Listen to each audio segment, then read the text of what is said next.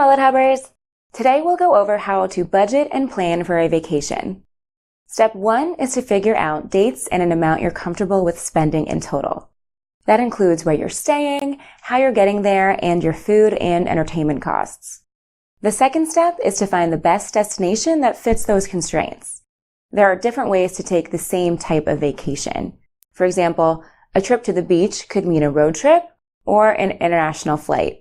And a European vacation could be done out of either a backpack or a 5-star hotel.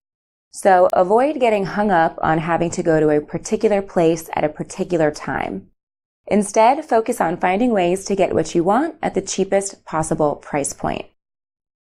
One way to reach that low price point is to consider getting a house instead of a hotel.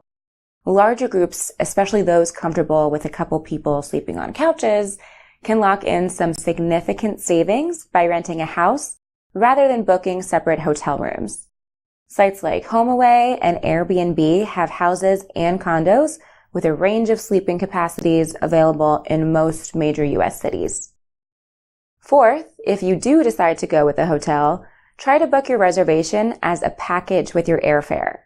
Package deals can lead to more of a discount because both the hotel and airline companies are able to hide the low prices of the room or flight they're offering you since it's just bundled together. Otherwise, they would never advertise how low they're actually willing to go to sell some of these rooms. Fifth is to not eat out for every meal, which might seem like a no-brainer, but don't forget to account for the cost of breakfast and snacks during the day while making your budget beforehand. One way to accomplish both of these things is to load up on Easy Eats at a local grocery store. Sixth, make sure you have a credit card. It's a traveler's best friend. In particular, make sure to check out cards with big initial bonuses a couple months before your trip.